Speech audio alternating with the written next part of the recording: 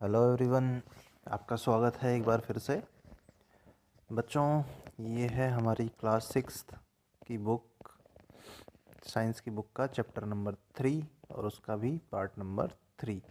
बच्चों, पहले के दोनों पार्ट में हमने डिस्कस किया। पहले पार्ट में हमने देखा कि फाइबर क्या होता है, उससे धागा कैसे बनता है और फिर धागे से कपड़ा कैसे बनता है। ये हमने एक्टिविटीज़ के थ्रू समझा। पार्ट 2 में हमने देखा कैसे हमें कॉटन मिलता है, कैसे जूट मिलता है, और इन सब के साथ साथ दोनों पार्ट में मिलके देखा कि कुछ फाइबर्स हमें मिलते हैं पेड़ों से, कुछ एनिमल से, और कुछ केमिकल प्रोसेस से बनाए जाते हैं, जिनको हम सिंथेटिक फाइबर भी बोलते हैं। और जो प्लांट और एनिमल से बनते हैं उनको हम बोलते हैं नेचुरल फाइबर। ठीक है बच्चों, इतना हमने पढ़ लिया था पार्ट 1 और 2 में। आज हम देखेंगे कि ये जो फाइबर होते हैं उनसे हम धागे कैसे बनाते हैं। ठीक है बच्चों, तो हम देखेंगे स्पिनिंग ऑफ कॉटन यार्न। मतलब कॉटन से हमें जो मिला था, हमें खेतों से पढ़ा था कि खेतों में वो रुई जैसा हम कलेक्ट करते हैं, उससे हम धागे कैसे बनाते हैं। तो चलिए बच्चों, देखते हैं बड़े ही इंटरेस्टिंग तरीके से। तो चलिए शुरू करते हैं। You can try making cotton yarns your self. आप कॉटन से अपने आप भी धागे बनाने का ट्राई कर सकते हैं। ऐसे कॉटन को पकड़िए, लंबा खींचिए और उसको दोनों दो उंगलियों के बीच में दबा के उसको घुमाइए। थोड़ी देर में आपको दिखेगा कि वो धागे जैसा बन गया। इसमें हमें एक्टिविटी के थ्रू समझाया गया है। तो चलिए एक्टिविटी नंबर 4 देखते हैं। एक्टिविटी नंबर 4 में हमें क्या बताया गया है, तो चलिए देखते हैं। Hold some cotton wool. कुछ कॉटन वूल को होल्ड करिए इन वन हैंड, एक हाथ में। Pinch some cotton between the thumb and four finger. अंगूठे और जो अंगूठे के पास वाली उंगली है उसमें हमें थोड़ी सी रुई पकड़ के खींचनी है, पिंच करना है, मतलब दबाना है उसको। Now gently start pulling out the cotton. अब धीरे धीरे हमें उसमें से उसको खींचना है। With continuously twisting the fibres, figure 3.9। Twisting मतलब उसको घुमाना है। कैसे?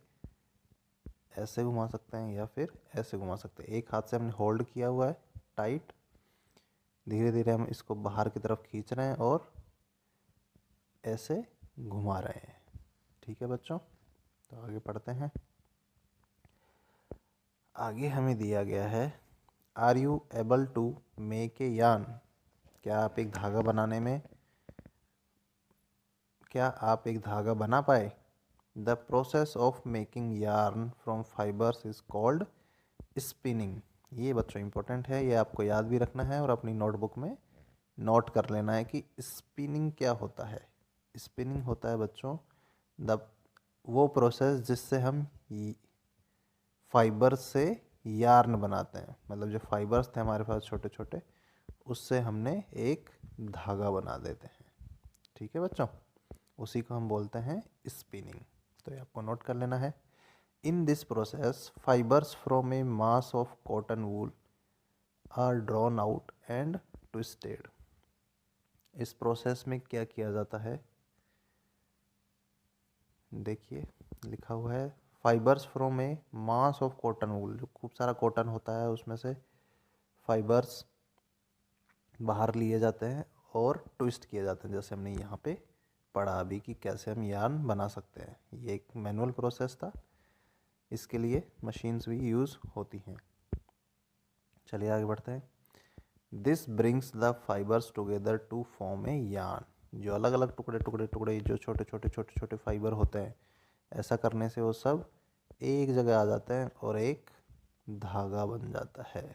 ठीक है बच्चों, तो ये है धागा बनाने का प्रोसेस कॉटन से। तो हमने देखा स्पिनिंग क्या होती है, ये सीख लिया हमने, धागा कैसे बनता है रुई से। अब आगे पढ़ते हैं।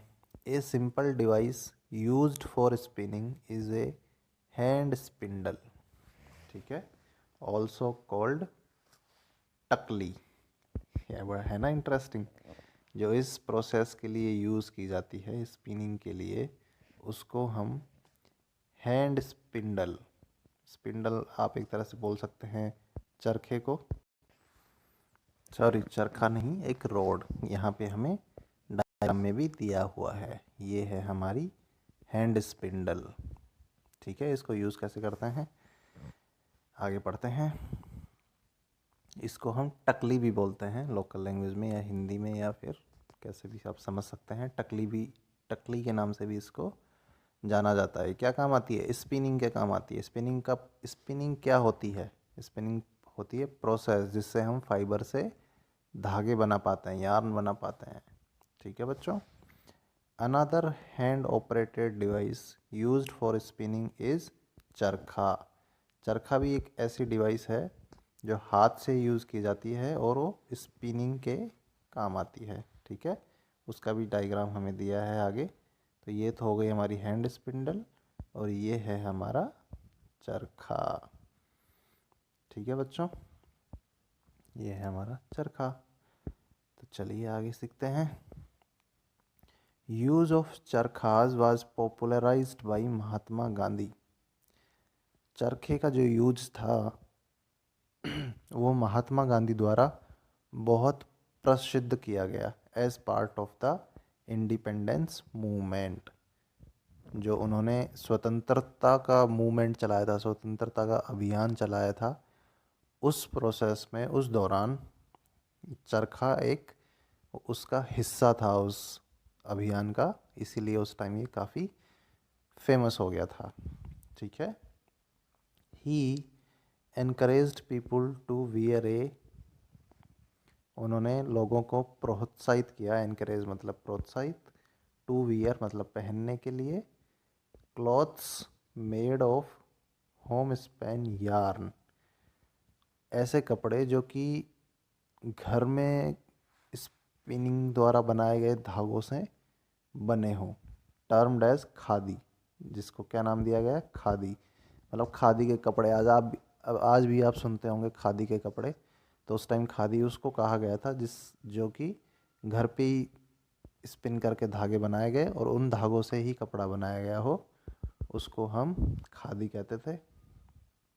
एंड शन important clothes made in mills of Britain. और उन्होंने कहा कि जो कपड़े ब्रिटेन की मील्स में बन के भारत में इंपोर्ट किए जाते हैं, मतलब आयातित होते हैं, इंपोर्टेड होते हैं, आयात किए होते हैं, उनको हमें बहिष्कार करना है। शन मतलब किसी को इग्नोर करना, या बोल सकते हैं आप बहिष्कार करना। ठीक है बच्चों। बच्चों जो आपको मीनिंग टफ लगती है उसका मीनिंग आप उसके साथ ही अपनी बुक में भी पेंसिल से लिख सकते हैं, और अपनी नोटबुक में भी आप या फिर अलग से लिख सकते हैं। ठीक है बच्चों, इससे आपको जब आप फिर से उसको पढ़ेंगे तो आपकी काफ़ी हेल्प होगी और टाइम बचेगा। चलिए आगे आगे पढ़ते हैं। To popularise and promote khadi. Khadi को फेमस मतलब पॉपुलर करने के लिए और उसको आगे बढ़ाने के लिए the government of India constituted a body, Bharat सरकार ने एक कॉन्स्टिट्यूटेड मतलब बनाई, एक बॉडी बनाई, या फिर आप बोल सकते हैं कि एक डिपार्टमेंट बनाया। समझने के लिए बॉडी मतलब ऐसे नहीं कि किसी का शरीर बना दिया, एक डिपार्टमेंट टाइप बनाया, body called khadi and village industry commission. Khadi और विलेज इंडस्ट्री कमीशन के नाम से भारत सरकार ने एक बॉडी बनाई। कब बनाई थी? इन 1956। क्यों बनाई थी? ताकि खादी को पॉपुलर किया जा सके और उसको आगे बढ़ाया जा सके। ठीक है बच्चों, ये भी आपको नोट करना है। Spinning of yarn on a large scale is done with the help of spinning machines. Spinning machines की सहायता से बड़े लेवल पे, लार्ज स्केल पे धागों स्पिनिंग ऑफ यार्न्स होती, मतलब धागे बनाने का काम होता है, स्पिनिंग का काम होता है। After spinning yarns are used for making fabrics. Spinning के बाद जो धागे बनते हैं उसका यूज़ होता है फैब्रिक्स यानी कपड़े बनाने में। ठीक है बच्चों, अब हमें समझ में आ गया कि कैसे सिंपल कॉटन से हमें धागे बनाए जाते हैं। कैसे बनाए जाते हैं, इस प्रोसेस को बोलते हैं स्पिनिंग।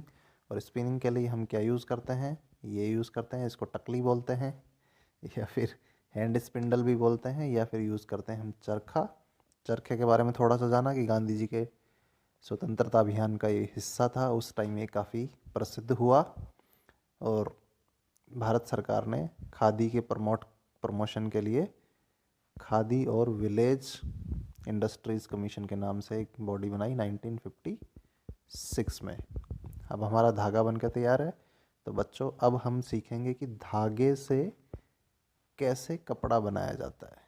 यार्न टू फैब्रिक, धागा बना लिया, अब धागे से कपड़ा बनाना है। तो चलिए बनाते हैं कपड़ा। There are many ways by which fabrics are made from yarn. आजकल बहुत से तरीके हैं जिनको यूज़ करके हम धागों से कपड़ा बना सकते हैं। ठीक है, the two main processes are weaving and knitting. उन सब में से जो सबसे मेन प्रोसेस हैं, जो ज़्यादातर यूज़ होते हैं या ज़्यादातर यूज़ किए जाते हैं, वो हैं वीविंग और नीटिंग। ये दोनों नाम आपको ध्यान रखने हैं।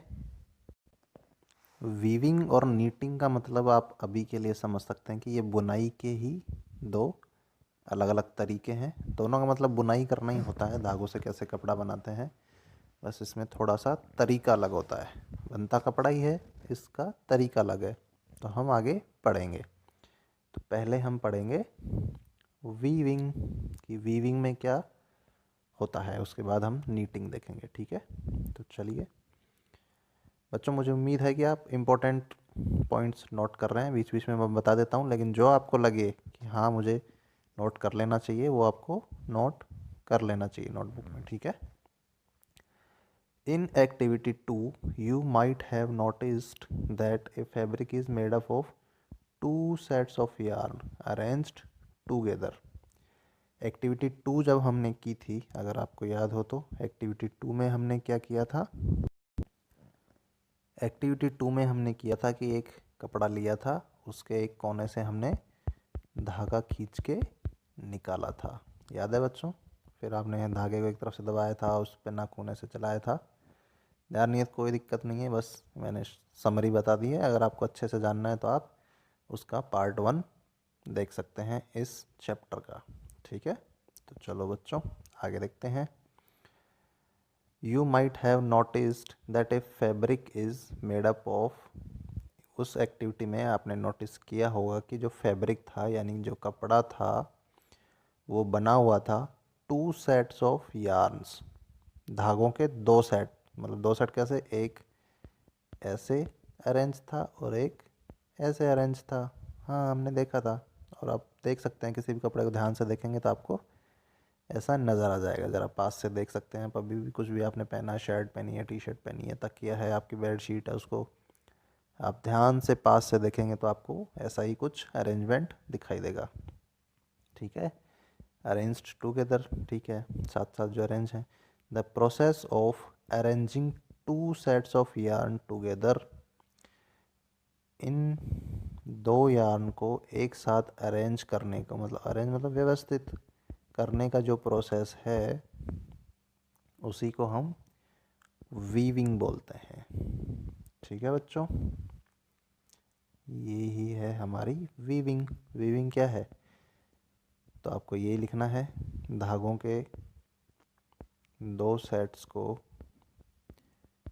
एक साथ अरेंज करने का जो प्रोसेस है उसको हम वीविंग बोलते हैं।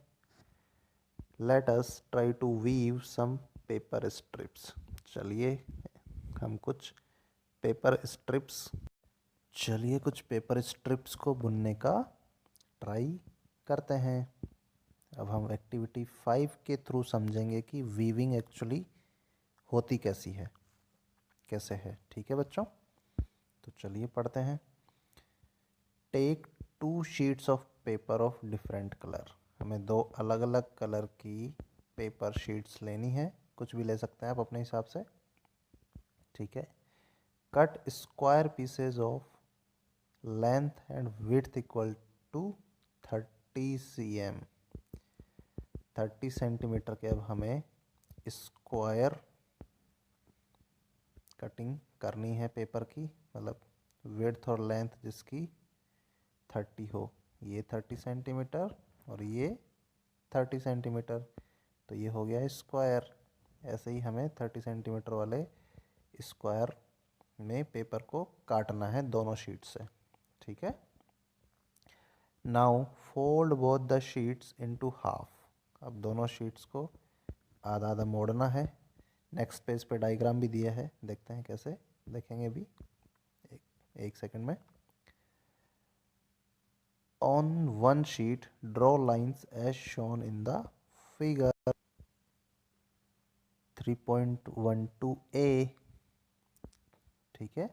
तो ये हमारा figure 3.12 A B C D, ये 4 पार्ट हैं, इनको हमें फॉलो करना है। सबसे पहले क्या किया हमने, स्क्वायर शीट काट ली, दोनों को ऐसे फोल्ड किया एक की तरह, और उस पर ये देखो ऐसे लाइन खींची हुई है, ध्यान से देखिए, इसकी तरह हमें उस पर लाइन बनानी है, ठीक है। उसके बाद क्या करना है, चलो पढ़ते हैं। On the other as shown in figure 3.12 B, ठीक है। ये ए और बी वाला हमें समझ में आ गया, इस पे ऐसे फोल्ड करना है और बी पे ऐसे लाइन बनानी है, ठीक है। Cut both the sheets along the dotted lines. अब जहाँ हमने लाइन बनाई थी उनके अलोंग हमें इनको काटना है, ठीक है। एंड देन अनफोल्ड, अब उनको काट के हमें अनफोल्ड कर देना है, मतलब वापस से उनको खोल देना है, ताकि कैसा होगा देखो, कुछ ऐसे दिखाई देगा पेपर, ऐसे ऐसे उसमें स्ट्रिप्स बन जाएंगी, ठीक है। आप करके भी देख सकते हैं घर पे, बड़ा इंटरेस्टिंग एक्टिविटी है। तो चलिए आगे बढ़ते हैं। Weave the strips one by one through the cuts in the sheet of paper as shown in figure 3.12 C, ठीक है। जो एक की हमने स्ट्रिप्स काटी, एक पेपर हमारे पास ऐसा बन जाएगा जैसा भी मैंने बताया था, ऐसे ऐसे ऐसे, और एक की अलग अलग स्ट्रिप्स बन जाएंगी ऐसे वाली, ठीक है। तो जो ऐसे वाला कटा है उसमें से हम इन स्ट्रिप्स को ऐसे बुनना है, ऐसे डाल के, ठीक है। ये देखो दिखाया गया है सी पार्ट में, ऐसे हमें उनको बुनना है या ऐसे अरेंज करना है, ठीक है। As shown in the figure 3.1.2 C। Figure 3.1.2 D shows the pattern after weaving all the strips। जब हम ये पूरी स्ट्रिप्स में दोनों शीट्स को आपस में वीव कर लेंगे, बुन लेंगे या अरेंज कर देंगे, तो ये कुछ ऐसा दिखेगा डी पार्ट की तरह, ठीक है। तो मुझे उम्मीद है ये आपको समझ में आया होगा। चलिए आगे पढ़ते हैं। इन सिमिलर मैनर, ये डायग्राम अभी हम देखेंगे। In similar manner two sets of yarn are woven to make a fabric. जैसे हमने अभी एक्टिविटी की, इसी मैनर में, इसी तरह से दो धागों को आपस में बुना जाता है और फैब्रिक बनाया जाता है, ठीक है। फैब्रिक मतलब कपड़ा बनाया जाता है। The yarns are much thinner than are paper strips. जो धागे होते हैं, यार्न मतलब धागे, वो हमारी पेपर शीट से बहुत पतले होते हैं। हमें भी पता है, हमारी पेपर शीट तो ऐसे चौड़ी चौड़ी थी, लेकिन धागे कैसे होते हैं, ऐसे बिल्कुल पतले से, ठीक है। Of course weaving of fabric is done on looms, figure 3.13। ये देखिए, लूम मतलब एक तरह से आप बोल सकते हैं, लूम को हम हिंदी में बोलते हैं करघा, ठीक है। अब लूम्स को आप ऐसे समझ सकते हैं कि वीव करने की एक मशीन होती है, ठीक है। वीव करने का एक इंस्ट्रूमेंट होता है जिसकी हेल्प से हम वीव कर सकते हैं, ठीक है। लूम्स फिगर 3.13 है, ये हैंड लूम दिखाया गया है। हैंड मतलब हाथ, और हाथ, लूम मतलब हाथ से चलने वाला लूम, यानी हथकरघा। हाथ मतलब हाथ और लूम मतलब थाई, तो हथकरघा बोलते हैं इसको हिंदी में। तो आप ऐसे समझ सकते हैं, ऐसा लूम जो हाथ से चलता है, मतलब उसे हमें हाथ से चलाना पड़ता है वीव करने के लिए, ठीक है, बुनने के लिए। The looms are either hand operated और पावर ऑपरेटेड। अब जो लूम्स होते हैं या तो फिर हाथ से चलने वाले होते हैं या फिर होते हैं पावर ऑपरेटेड, यानी बिजली से चलने वाले, ठीक है। तो ये जो फ़ोटो है ये है हाथ से चलने वाले लूम की, ठीक है। तो मुझे उम्मीद है बच्चों आपको जितना पढ़ा है ये अभी तक का अच्छे से समझ में आया होगा। अगर आपके कोई सजेशंस हैं, कोई डाउट हैं, तो आप कमेंट बॉक्स में सजेस्ट कर सकते हैं। अगले वाले पार्ट में हम पढ़ेंगे नीटिंग, ठीक है। ये भी एक वीव करने का ही तरीका है, वो देखेंगे हम अगले पार्ट में। तब तक के लिए अपना ध्यान रखिए, अच्छे से पढ़ाई कीजिए। चलिए मिलते हैं हम अगले पार्ट में। Bye bye.